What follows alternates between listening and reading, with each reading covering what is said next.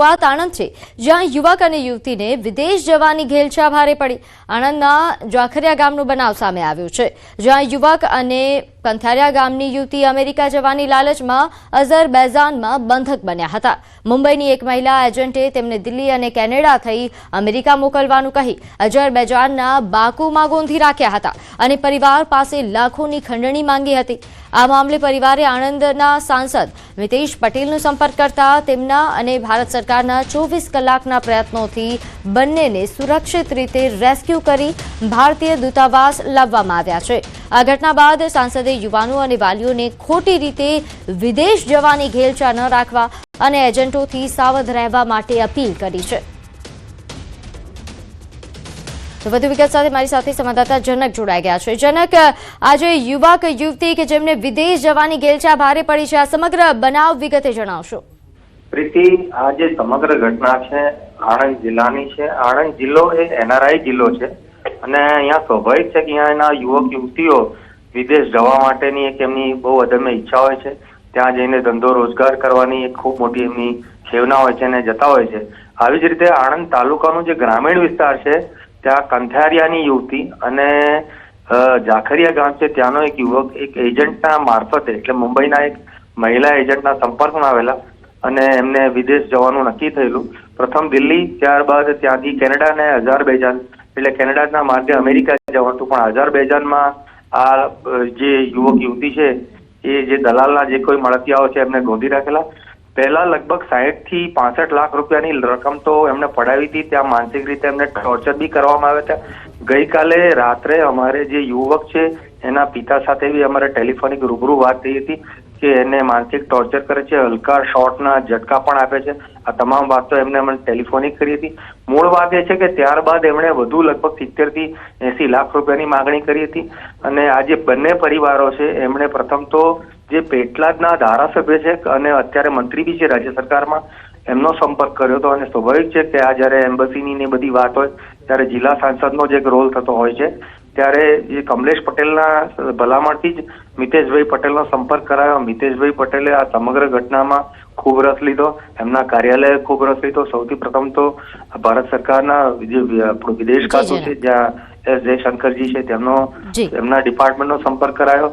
ત્યારબાદ પ્રધાનમંત્રીના કાર્યાલયને બી અવગત કરાય એવી અમારે વાત થઈ છે રૂબરૂ અને આખી ઘટના એમ્બસી ટુ એમ્બસીના માધ્યમથી એટલે અઝરબૈજાનની એમ્બસીને આપણી ઇન્ડિયન એમ્બસીએ ત્યાં કોન્ટેક્ટ અઝરબૈજાન કન્ટ્રીના જે ઓથોરિટી છે એને આપણી ઇન્ડિયન એમ્બસીએ કોન્ટેક્ટ કર્યો અને આ જે યુવક યુવતી છે અત્યારે બહુ સેફ છે અને ટૂંક સમયમાં જ એટલે કે એવા એક આયોજન થઈ રહ્યું છે કે યુવક યુવતીને અહીંયા એમના વતન આણંદ ખાતે લાવવામાં આવે, અહીંયા પરત મોકલવામાં આવે।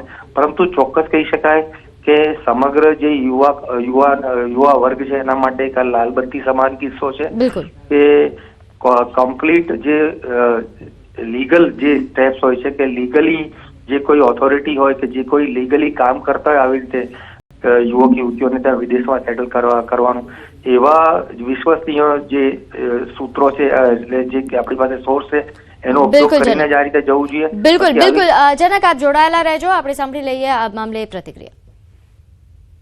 विदेश मंत्रालय दिल्ली को मेल किया पूरी डिटेल्स के साथ, पासपोर्ट नंबर के साथ, उनके टिकट्स के साथ और पूरा डिटेल्स देने के बाद मैंने मंडे जब पार्लियामेंट सेशन था तब मैं विदेश मंत्रालय की ऑफिस में गया, वहां के सभी अधिकारी को मिला और एस जयशंकर अपने जो विदेश मंत्री जी है उनको मिला। प्रधानमंत्री नरेंद्र भाई मोदी साहब के नेतृत्व में जो उन्होंने काम किया 24 आवर्स में विदेश मंत्रालय दिल्ली ने वहां की एम्बेसी अजरबैजान को वहां ये पूरा डिटेल्स भेजा और इतने सीरियसली उन्होंने काम किया कि 24 आवर्स में वो दोनों को आज वहां की एम्बेसी में अजरबैजान की एम्बेसी में वो लोग अभी सेफ हैं। मैं सबको आनंद डिस्ट्रिक्ट के सभी युवाओं को युवतियों को मैं विनती करता हूं कि आप लोग जो विदेश जाने के लिए पैसा इतने सारे पैसा देखिए जो विदेश जाने का आपका ये है, लेकिन ये जो लेबागू मैं बोलता हूं कि वो जो एजेंट्स हैं वो एजेंट से आप मत काम कीजिए। ये कितने परेशान करते हैं, आपके पेरेंट्स यहाँ कितने चिंता करते थे, कितने उनके फोन आ गए। ये 24 घंटा 48 घंटा उनका कैसे निकला है आप सबको मालूम नहीं है। તો આગળ વાત કરીએ આણંદમાં લગ્ન મંડપમાં અચાનક આ મંડપ રણ મેદાનમાં પલટ્યો કારણ કે જાનૈયાઓ વચ્ચે છૂટા હાથની મારામારી થઈ. મારામારીના દ્રશ્યો સામે આવ્યા છે, જેમાં 4 લોકોને ઈજા પણ થઈ છે. સામરખા ચોકડી નજીક જવાહરનગરની આ ઘટના છે, જ્યાં ધંધુકાથી આવેલી જાનમાં અગમ્ય કારણોસર તકરાર થઈ હતી.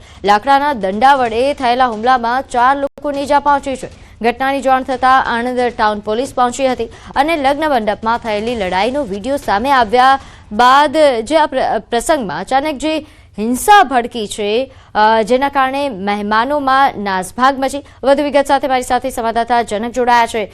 જનક, આણંદમાં જે આ લગ્ન પ્રસંગ એ ધીંગાણામાં સર્જાઈ ગયું, ફેરવાઈ ગયું, શું હતો સમગ્ર બનાવ? ગઈકાલ સાંજની છે. આણંદની જે સામરખા ચોકડી છે ત્યાં ચુનારા સમાજની ખૂબ મોટી વસ્તી છે, જવાહરનગર વિસ્તાર છે એમનો, અને ત્યાંની એક દીકરી ધંધુકાના એક યુવાન સાથેનું સગપણ લગ્ન હતું અને ધંધુકાથી જાન આવી હતી. અગમ્ય કારણોસર આ જે લગ્નની જે વિધિ ચાલી રહી હતી ત્યારે જાનૈયાઓ અને જે યુવતી છે એના પરિવાર સાથે ઉગ્ર બોલાચાલી થઈ હતી અને ત્યારબાદ લાકડાના દંડા સાથે મારામારી થઈ હતી. લગભગ 4 થી 5 જેટલા લોકોને નાની મોટી ઈજા થઈ છે. સમગ્ર ઘટનાની જાણ આણંદ ટાઉન પોલીસને થતા આણંદ ટાઉન પોલીસ ઘટના સ્થળે દોડી આવી હતી અને મામલો થાળે પડ્યો હતો. ચોક્કસ કહી શકાય કે અત્યારે આજે સોશિયલ મીડિયાના સમયમાં આ જે મારામારીનો વિડીયો ત્યાંના સ્થાનિક જે કોઈ લગ્નમાં આવનાર લોકોએ કેપ્ચર કરી લીધો હતો અને સોશિયલ મીડિયામાં વાયરલ થયો હતો.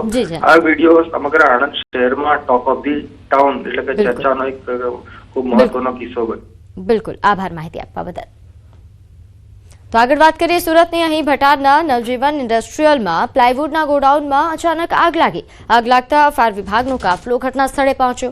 10 થી 12 જેટલી ગાડીઓ ફાયર વિભાગની ઘટના સ્થળે પહોંચી અને આગના ધુમાડા જે વધારે હોવાના કારણે ફાયરના જવાનોને આગ પર કાબુ લેવામાં પણ મુશ્કેલી પડી. લાખો રૂપિયાનું નુકસાન થયા હોવાની આશંકા છે. જોકે હાલ કોઈ જાનહાનિ ન સર્જાયા હોવાની વિગત પ્રાપ્ત થઈ રહી છે અને આગ પર કાબુ મેળવી લેવામાં આવ્યો છે. તો આ દ્રશ્યો છે સુરતમાં, જે અહીં પ્લાયવુડના કારખાનામાં જે આગ લાગી હતી, જેના કારણે આગના ધુમાડાના ગોટે ગોટા જોઈ શકાય છે. આ ધુમાડાના કારણે ફાયરના જવાનોને આગ પર કાબુ મેળવવામાં પણ હાલાકી ભોગવવી પડી. વધુ વિગત સાથે મારી સાથે સંવાદદાતા કીર્તેશ જોડાઈ ગયા છે. કીર્તેશ, આગ મામલે શું અપડેટ?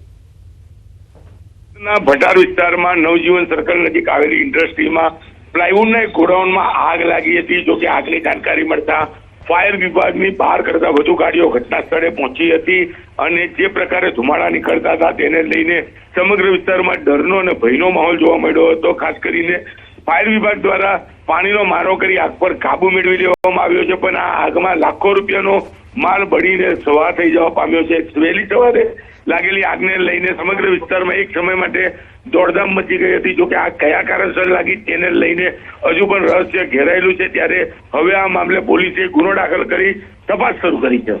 જી, આભાર માહિતી આપવા બદલ. તો આ તરફ